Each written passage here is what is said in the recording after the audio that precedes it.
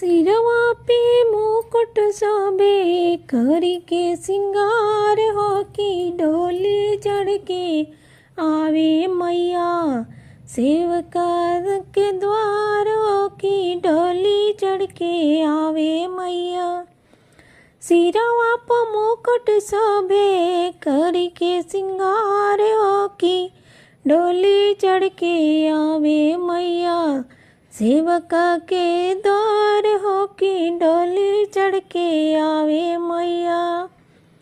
माथवा पे चुनरी शोभे रंग बाटे लाल हो।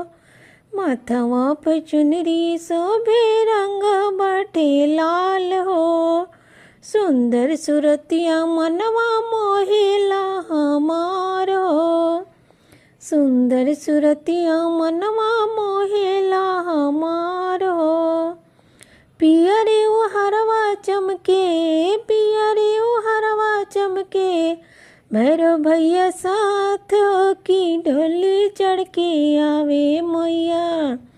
सेवका द्वार हो की डोली चढ़ के आवे मैया।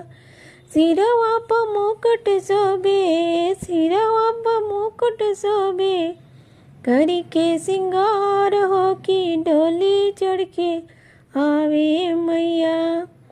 संग उनके सिरवा बाटे डोली के कहार हो। संग उनके सिरवा बाटे डोली के कहार हो। एक हाथे बरछी लिहले दूसरे कटार हो। एक हाथे बरछी लिहले दूसरे कटार हो। एक हाथे शंख शोभेला दूसरे में भाला। एक हाथे शंख शोभेला दूसरे में भाला। के हाथ में शंख शोभेला दूसरे में भाला हो की डोली चढ़ के आवे मैया। सेवका के द्वार हो की डोली चढ़ के आवे मैया। सिरवा पे मुकुट शोभे सिरवा पे मुकुट शोभे करी के सिंगार हो की डोली चढ़ के आवे मैया। सेवका द्वार हो की चढ़ के आवे मैया। सुख बरसावत आवे मैया हर साल हो। हम तो निहारी लाले आरती के थाल हो।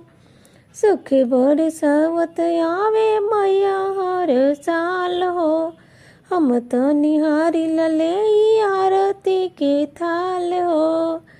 सेवका चरनिया धोवे सेवका चरनिया धोवे लेके परात हो की डोली चढ़ के आवे मैया। सेवका द्वार हो की डोली चढ़ के आवे मैया। सिरवा पे मुकुट शोभे सिरवा पे मुकुट शोभे करी के सिंगार हो की डोली चढ़ी आवे मैया। सेवका द्वार हो की डोली चढ़ी आवे मैया।